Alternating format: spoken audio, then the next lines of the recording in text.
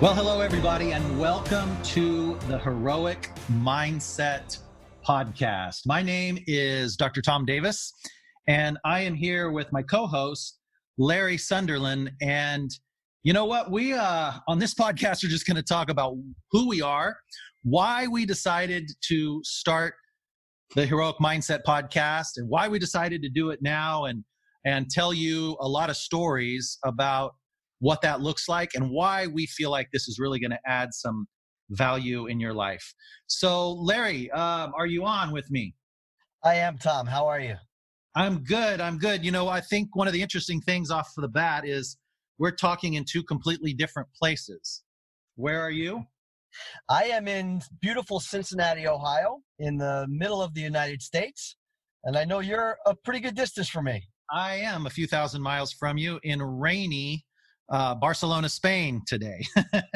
And so I know one of the things that we have in common, though, is we're both on lockdown and quarantine. I think ours is a little rougher than yours. We're not even able to go out for walks, but we are still right in the middle of this crisis. How about you guys?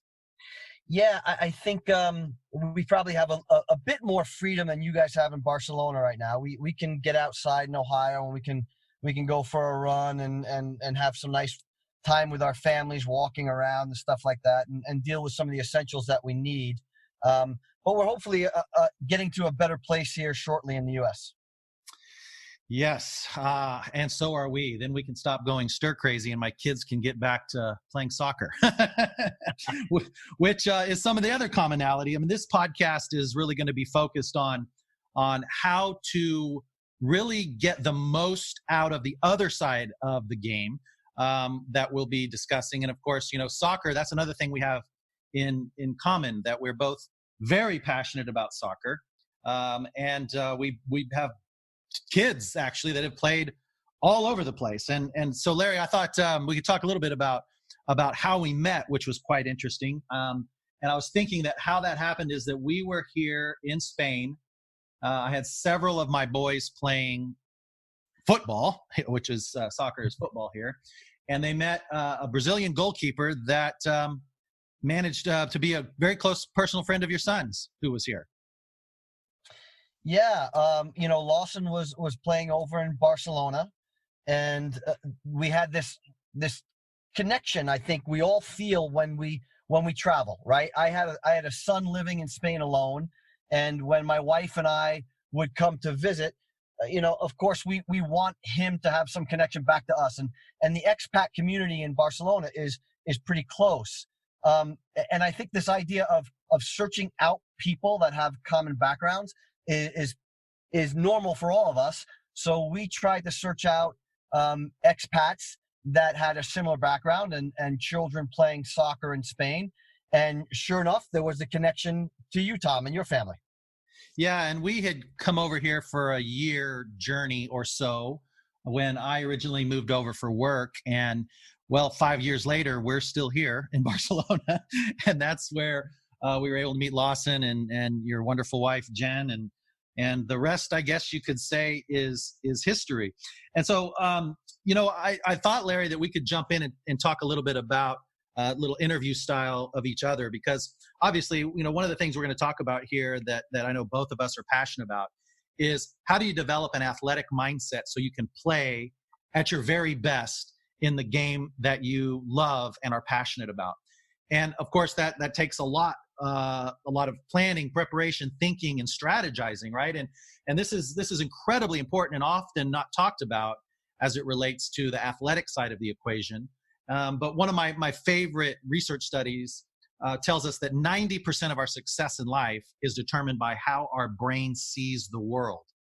And so that's why mindset becomes so important. And that's why we've entitled this the heroic mindset, because if we can help athletes develop a heroic mindset, and there's a very specific path of what that looks like, it can help their game go to a completely different level. And I know you can talk about that from a very personal perspective because you have played the game. I'm going to go into that. And I can talk about this in a different perspective because my doctorate is focused in mindset, motivation, positivity. And so that's kind of where I'm coming from. So we're coming from this at two different sides of the coin, which I think is going to be incredibly exciting. So I really wanted to jump in though and talk to us about you. I think maybe give us just a brief description of who you are now, and then I want to chase that down and work backwards and find out where you came from. Okay, fantastic, Tom. Currently I'm the director of player development for FC Cincinnati of Major League Soccer here in the United States. The driving mission in my role is to bring young players into our system, help to further develop them to reach their potential, and hopefully some of those go through to professional careers with our first team. But ultimately, we want to develop both the player and the person to try to fulfill their ultimate potential. I've been doing that now for 15 years in various capacities within MLS, whether it was with Chicago Fire or Portland Timbers. But that's become my driving influence and passion. Yes, and I know, of course, you have so much experience. You've coached all over the globe, and we'll get into that in a few minutes. But yeah, let's back up. I'm really interested because I know some of this, but I don't even know all of it. So I'm really interested in how you began the soccer journey, and like what did that look like in the very beginning? Did you did you work clubs, or what would they look like when you first started? And then how did you start getting into professional soccer? Well, my dad was in the game, right? My dad was I would say an influencer early in the game, early in days in soccer in the U.S. Mm-hmm. He was a coach educator, and really from the time I could walk, I was playing soccer. You got a soccer ball for your first birthday. Soccer ball at my feet all the time. And I got into coaching very, very early. I was able to be an assistant coach at All-American Soccer Camp, which was run by the U.S. national team coach at that time named Walt Chisowich, who is a mentor to thousands of coaches in this country, and has just this tree of coaches that are currently really influential in the U.S. So that was my first experience in coaching. Mm-hmm. And all this was in New York, right? This was in New York at the time, yeah, in upstate New York, where Camp All America was run. I grew up on Long Island.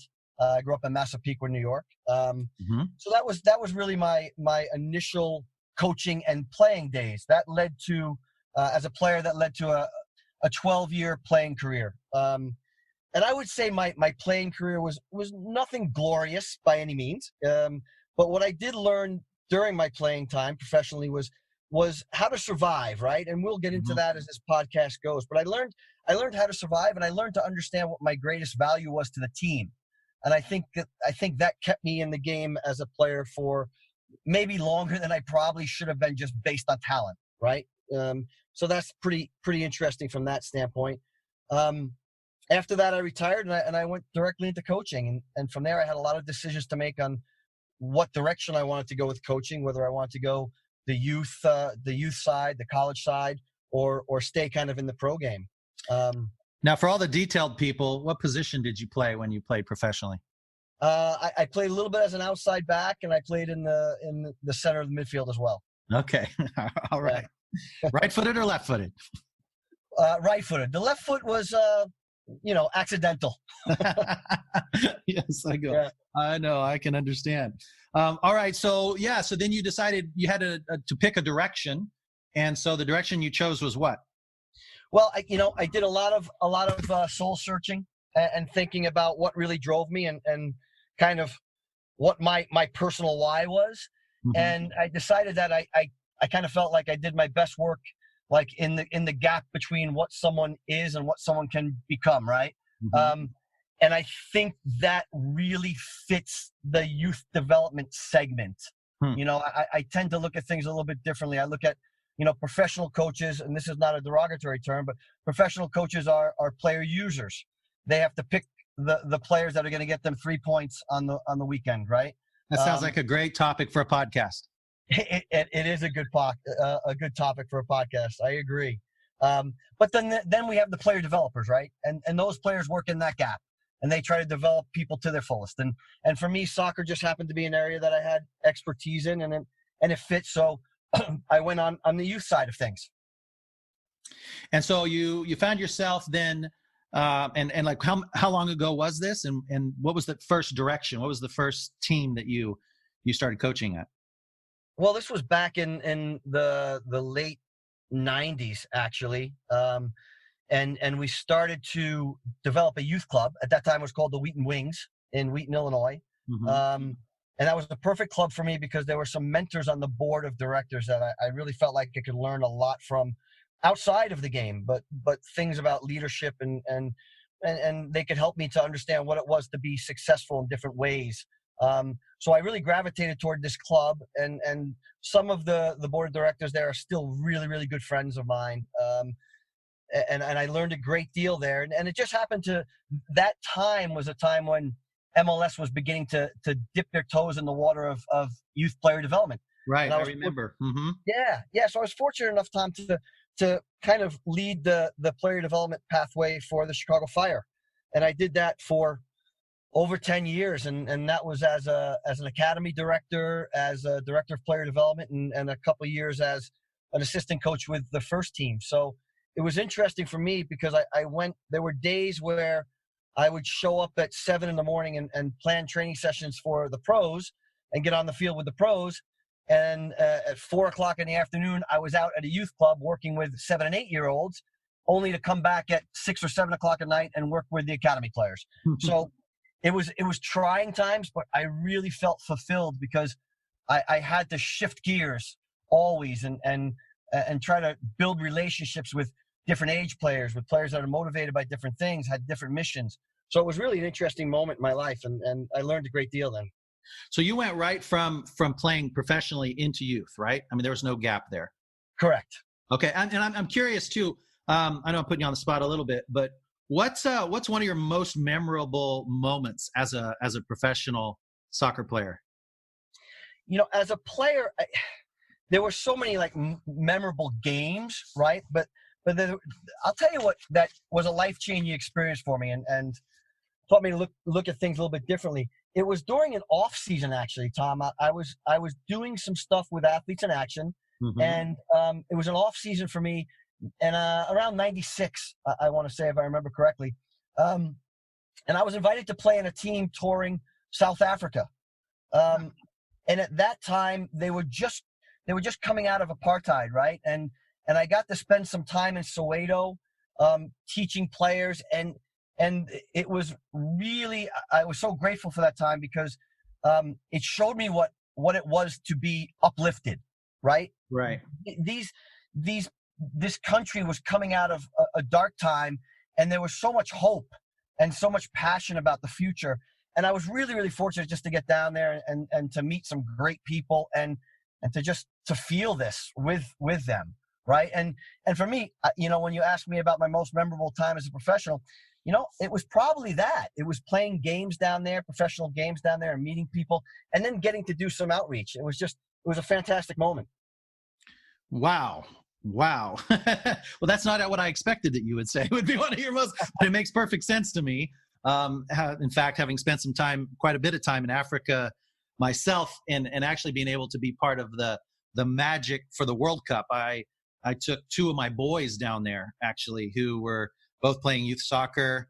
Well, they've been playing since they came out of the womb practically, but to be able to see all the excitement and nations coming from all over the world, and then working with people in poverty down there was certainly a life-changing experience for me as well. Okay, so you end up at the Chicago Fire, and you're there for 10 years, you said, right? And then and then you launched from there to where? Is that to the Timbers? Yeah, from there I went to the Portland Timbers in a similar role there. Great city for soccer. Great city for soccer. Yeah, no question about it. Just a great fan base. There's so much excitement. There's so much passion and history there, and what a great area of the country, right? And it was wonderful for me to go there for a couple of different reasons. I had been in Chicago. I had finished playing in Chicago, so I was pretty ingrained in the Chicago soccer scene. And it was really, really interesting. One of the things that drove me to go to Portland was this idea of I really didn't know anyone there. I didn't really know the people I was going to be working with. And it was exciting to me to see if I could come into that situation and manage and try to grow something in some of the ways I had in mind, right, as far as leadership and relationships. And it was a great almost 4 years there for me. Met some wonderful people, some really passionate people, and great memories of my time in Portland. It was awesome. Right. And then, so you were in Portland for how long? Almost 4 years in Portland. Okay. Yeah. And then the recent move to Cincinnati, right? Yeah, Cincinnati has just been a really invigorating move for me, right? Because the things that attracted me here really touch a lot of the things that we're going to talk about a culture, a climate, an environment, right? An alignment of thinking and how the person is most important here, right? That it all starts with the person and caring for the person in a relationship. And I really felt the family in Cincinnati and in the organization, and that drove me to come here. And since I've been here, it's been a great time for me, and I look forward to.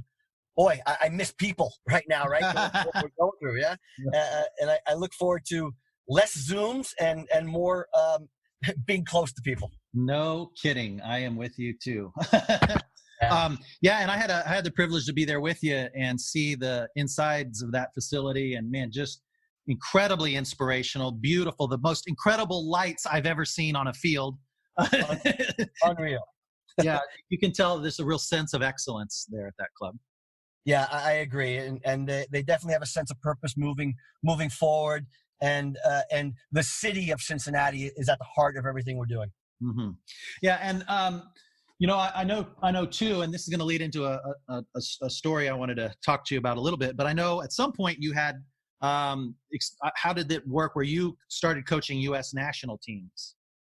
Yeah, I was fortunate. I've been fortunate enough to work with both the under-16 national team and the under-17 national team, and obviously that's a great honor to put on the badge of the U.S. And it's an honor to work with players of such skill and obviously dedication to get where they've to achieve what they've achieved. Yeah, you're getting to train up our United States men's team for the Olympics in the U.S. or the World Cup in the U.S. Huh?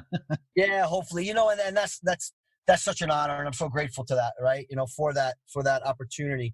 And it's a different thing that I'm learning. When you work with a national team, you don't have this progression of time, right? You get them for short snippets. And my belief is it has to be a little bit different way of coaching. And for me, it's been great, right? Because I've had so many great coaching opportunities and experiences in coaching. This is a different one. This is a different way to work. This is about really getting players and in my mind, get them in a moment where we can serve them so that they can perform at their best. And, yes, sometimes it's about the X's and O's, but I'm finding that so much of it more is that the brain drives the body, right? And we have to get them in this mindset where they can perform their best in a really short amount of time. Right. So that's been a challenge, and it's forcing me to really think differently. Right.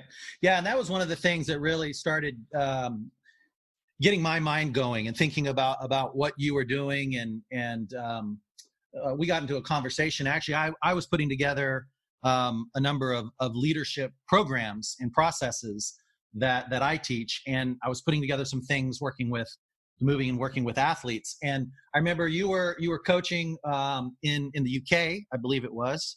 I was in England, and Yes. And you were talking about what you were doing with the training as you had these athletes from all over the US. Some of them were from all over the world. Actually, you had quite a combo there. And I remember that you talked about these 3 areas, and we're going to really be getting into this because this is the idea of the heroic mindset in future podcasts. But there were these 3 areas that you really jumped into and talked about that really you were trying to lead them in this direction. That it was about mindset. It was about the attitude they were taking onto the field. It was about believing in each other. And I remember you had these 3 areas where you said, you were taking them through this part where they were just trying to survive. And it was the child grows, I remember, and then the awakening believes, and then the reckoning determines. So I know you probably have a whole thought process around that, but tell us what that means and what you were doing there in trying to motivate those young people. Yeah, well, I guess first before I talk about the story about that a little bit, I want to say how grateful I am to have met you, right? Because I was in the middle of all this, and you've become a mentor to me as we speak about leadership and motivation, these types of things. So I reached out to you as I was going through this, and that's how we began to share a little bit about this. So I really first thank you for that. I'm grateful for that. So as it happened, we go to this tournament. We have the under 17s. It's a new group essentially that we've put together pretty quickly. And I recall it was after the England game. We played England, who were just really, really a sharp put together team. You could see they had been training a great deal together, playing at a very high level. Just a great team to watch. And I had watched them a few games previously, and we got into this game, and as a game, as most games do, there's different periods of the game where you have more of the game or less of the game, and it's back and forth, and the game is, it comes in waves, and sometimes you're on top of the waves, and sometimes the waves are pounding you down a little bit, right? Right, exactly. But I remember getting off the field, and after we spoke with the team, going back to my hotel and reflecting on the game. And this is where I kind of reached out to you on this a little bit. The game itself was we lost 4-1. Okay. So I want everybody to understand we lost 4-1. Tough match. And we had moments and we didn't have moments. Right. But I felt it was just an amazing learning experience for our coaching staff, for our players, because you could go through this game and you could see the guys got into the game, and it was kind of like, whoa, what are we up against, right? And that was, as I thought about it, I was kind of like, we were like children going into this game against men, right? Right. But it was really interesting because you could see as they began to get themselves into the game, as they began to grow a little bit from being children into being, hey, we're men, we can play with these guys. You can see this child grow. You can see them begin to figure it out, right? And I want to say, it was maybe somewhere around the 20th minute in the game, you can see a change in their mentality. And then we got a goal back, and we brought it to 2-1. And I think on the sideline, we felt like we were really getting back into the game, and we were beginning to actually dictate some moments of the game. And you could see this idea, this awakening within the players, that they began to believe, and then, oops, we had a mistake, right? And, at a bad moment in the game, and then we had to go through this whole cycle again. We had a bad moment. Oops, a bad moment, at a bad time, but also at a good time, because we gave up a goal right before the half. So we were able to go into halftime and talk about this. And we came back out with this renewed purpose and this renewed sense of belief. And we had really good moments in the second half. And then again, punished for a few mistakes, right? So, when I got back to the hotel, this idea of this, growth, this child grows, there's an awakening and belief. And then there's reckoning, there's consequence, and it was really interesting for me just to reflect back on that. And you and I had some great conversations about that. And I think maybe we can build on some of these ideas as we build out this podcast. Absolutely. And that's what I was fascinated by, because what you were describing is this whole process of what it takes. And it can be intense at times, right? Especially in these kinds of games. I mean, USA versus England, where your mindset is something that is incredibly important because it's swinging all over the place, right? You're mentioning, it's what you believe about yourself and your team, but then you make the mistakes, and it's how you handle failure, and then you pay the price for that, and then you've got to come back with that heroic mindset again, so that you're moving from these areas of not just trying to survive on the field, but to rise, and then to reach these peak performances where you're playing incredible. And it takes a ton of effort, and it takes a process to be able to do that. So yeah, I remember that was so exciting to me, because it's just not about the athleticism. Of course, we know how much that counts, and it's very important, the training and the technical side of the game. but the other side of the game is just as important, and that's really what we're going to be diving into, which will be exciting.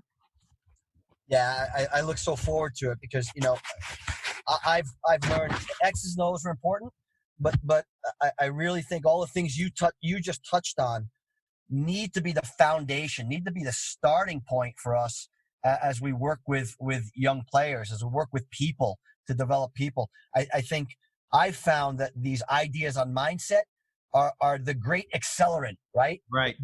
They can help. And I think in football, we tend to talk about the technical, the tactical, the physical, and the psychological, right? But often the psychological side is neglected. Whereas I think both of us believe that needs to be the very foundation that help really grow and support the other three, the technical, tactical, and physical. Yeah. And that's what I'm really excited to get into. So, so a little bit about me is, my beginnings are a little more humble than yours. And that is, I was the parent of soccer players. So I come from it at a different angle. I did play in high school, but soccer wasn't my game. But when we moved to Colorado, we let our kids choose from all kinds of sports. And lo and behold, they ended up choosing the great game of soccer. So, Tom, first off, congratulations on being here with us after 5 kids all playing soccer at the same time. Yeah, at the same time. We survived barely, though, I think, Larry. I don't know how you and Emily did it. I mean, forget about the logistics. It's just, the management and dealing with the ups and downs. What was that like for you? Oh, it was just full throttle. I remember because we lived in Colorado Springs, and we were taking kids up to Denver and all kinds of places north of Denver. And it was a challenge just to get them places. My wife's siblings, several of them lived there. And so there were many times they had to run them to the games and go to all the different places. But I mean, we loved it. It was fantastic to see, when they're very young. I mean, I think our youngest was playing at 3. I mean, there's nothing like that, right? Of getting to see that age. I mean, it happens so fast. And so it was really neat to have kids who were all across those ages, because our oldest son to our youngest son, there's about, not quite, about almost 10 years between them. So yeah, it was an incredible time of our life. We loved it. Well, that's really interesting. What you just said, you have the joy of watching the 3-year-old play, right? It's just fun, yeah. And then you have your older boys that are going through much different things emotionally, right? The ups and downs of the game. Oh, completely. Yeah, we had one at the Rapids. So as you were talking about, as all these DAs were forming, that was right. I remember they didn't exist at first. It was still all about high school soccer, and so our oldest was starting to go up there, and so that was a completely different level. And then our youngest was playing at our club in Colorado Springs, Pride Soccer Club, which was just a fantastic experience. All our kids played there. So yeah, we got to see all those different spectrums, all those areas of competition, and how it changed for them throughout the years. And you know what? I can only imagine some of the things that went through your mind hanging around the sideline, right? With the knowledge you have in your brain about leadership and motivation, and seeing, we all know what chaos is like sometimes in the sideline. What was going on in your mind when you saw some of these things? Oh goodness, I think sometimes I was one of those people early on, a little too excited, trying to get, my kiddo a little more motivated, and thinking that, giving him sideline instructions was going to help in some way. But learned a lot. I mean, obviously, really learned a lot. And then I did coach some, but it was, very young kids during that time. But we had, our oldest son ended up making it professionally over here. And he, so he's got his own experience in Barcelona of what that looked like. And then we've had 2 who have been called up to U.S. national team. Our middle son, he had actually played, he got called to the team and played in tournaments. And then our youngest has been called to several of the camps. So we've seen everything in between. And then the highs and lows, the rises and the rising and falling of that. I think where I learned the most, one of the things that has to do with leadership, and it really got me studying about this whole idea of positive psychology, and what we're talking about with motivation and mindset is that I would watch the coaches throughout those years who were negative coaches and positive coaches. And see, what we had is we had all the parents were kind of forming together so that they had the superstars all on one team. I'm sure this isn't just a Colorado thing. I'm sure you've seen this all over. And so, and these are, young teams when we were like, 7, 8, 9, 10, 11 years old. And so we'd have this coach would have all the superstars on his team, but this coach was very intense and had a tendency to be very negative.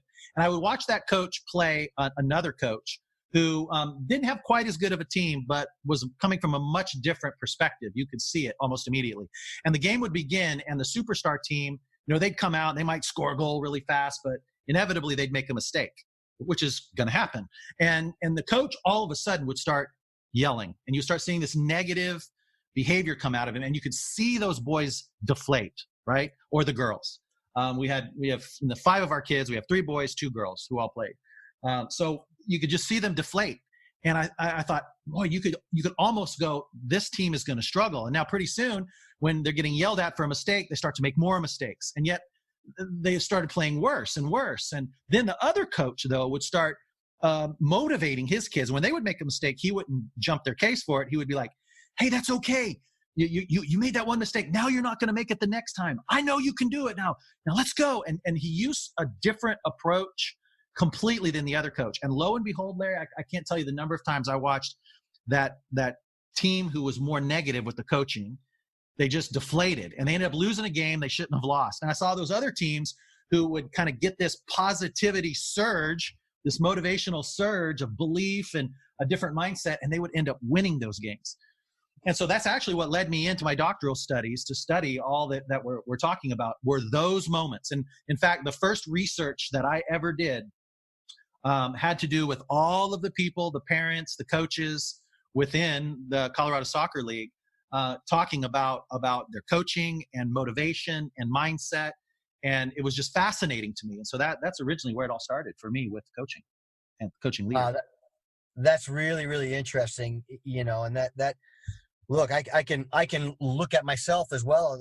And certainly there were times in my coaching journey that I was that guy. I was that guy faced on thinking more about the outcome than I was about the process, right? And unfortunately, when you base everything on the outcome, if it doesn't go your way, you have problems. Right. And you feel like it's so important in the moment, right? So the moment supersedes everything else. And then you've got to win at all costs. So yeah, and I think the competitive nature drives that, right? But of course, there's a healthy way to do it and not so healthy way to do it. For sure. And that takes a great deal of reflection, I think, to grow in that way. Tom, tell me a little bit about your non-for-profit work. I mean, you told me stories about, Russia and the different things you were doing there. Can you tell me a little bit about that? Because I found that really, really enlightening, because I think, I'm guessing, I don't want to speak for you, but I think that really, you grew through that, in so many ways. Oh, tremendously. Yeah. When you were talking about Africa, that much of it's that my heart is that as well. I was the CEO of a nonprofit organization in Colorado Springs called Children's Hope Chest, and we helped orphans in many different countries around the world. And it started in Russia, and I've been to Russia, I think, over 55 times. And that was just incredible work, because we were really helping people who were, kids who were in real difficult situations. At the time, the statistics were just off the charts with these kids in these orphanages in Russia. They were leaving at 15 to 16 years old. And at the time, about 80% of the girls were forced into some kind of prostitution. And so, that got me involved with, anti, sex trade operations, and trying to create programs that would help kids not have to get into those situations. And so worked in Russia many, many years, took hundreds and hundreds of people over. And then Africa, worked all over Africa, South Africa, Uganda, Ethiopia, Swaziland. We worked in India. We worked in Moldova. We worked in Haiti, really all over. So I did that for about 14 years. Loved it. Never thought I would step out of that organization, but just life started happening, and one thing led to another. But still very passionate about that, and trying to help the least of these, orphans, widows around the world. That's really the books that I've written. Most of them are on that topic, on poverty and justice. And so, yeah, it completely changed me. I come from a background where I'm an only child, and it was kind of my upbringing was completely different, right, than what I'd see these kids experience. So I think what it did is it helped me have a lot more empathy for others, a lot more compassion. But then it also helped me to start thinking, how do you help these kinds of kids thrive, right? What does it look like so we'd have other leadership people and coaches coming in to help create business programs. But it was incredible. You've been to Africa, it's an incredible experience. Yeah, I think empathy is the key word you use there. I think it really changes your whole way of thinking about what is really important and about how you really care about people. Yeah, absolutely. And so then that led me into, now I'm the CEO of a company called Leaders Elevate. I base out of Barcelona, but I'm also, I have clients all over the world. I've been very, very fortunate to help lead teams and CEOs in multiple of industries, from steel manufacturing to healthcare industry to Chick-fil-A, you name it. And it's been just a really, really humbling experience. So now I spend vast majority of my time helping leaders be their absolute best. And then that's moved into helping athletes do the same thing. So I think what's going to be really interesting as we continue to talk, Larry, is just the different perspectives, right? Of me over here with football in Barcelona. And then I have so many guests I want to bring on from this side so that people can hear and learn. I mean, of course, Spanish coaching is some of the best in the entire world. And so that perspective, of course, the journey of our kids over here. And my son now plays for a professional La Liga team in their academy, to your side of the coin with U.S. national team and the coaching you're doing there and FC Cincinnati and all the changes that are happening in the MLS and the soccer in general, right? And then now we're all sitting here waiting to play again. So I think this is going to be a unique time and a unique opportunity for us to be really able to add some value and to help players to understand how to elevate their mindset so they can play at a completely different level. Yeah, I agree, Tom. I'm looking so forward to this, especially at this time, right? I think you touched on it. I mean, right now, we're people missing people, right? And in soccer, it's a team sport. So that camaraderie, that communication, the reasons we play, we kind of miss that right now. So this is a wonderful opportunity for us to work with people and to share with people some of the ideas that players can use, some of the strategies that players can use to kind of build that mindset and to build that often neglected psychosocial piece. Yeah, exactly. And I think it is one of the most needed things right now in as far as the development of an athlete. We read so many books about the 10,000 hour rule and peak performance, and that's important. We're going to get into that. But then there's the other side, right? I even read an article the other day where some people contend that 80% of success of the game is this whole aspect of mindset. So that's what we're going to be jumping into. And I'm excited. I'm excited that you're going to be joining me on this journey as well, Larry. It's going to be really incredible. Yeah, I really look forward to next week. I look forward to learning from you and learning from our listeners and sharing with our listeners. It's going to be another great journey. Yeah, absolutely. So everyone, just so you know, we will be doing these every week. And if you want to connect with us, we have two ways you can do that. One is to subscribe to the podcast wherever you are subscribing from. There's multiple platforms that we're on. But also we have a Facebook group called The Heroic Mindset. And you can join that group. We'll be interacting there and talking about many of these issues and bring some application, and some of the models that we're going to be talking about and discussing are going to be on that Facebook group. So we're really looking forward to this. So again, Larry, thanks so much. Really appreciate it. And thanks to all you listening. We will see you next time on the Heroic Mindset podcast. Take care, everybody.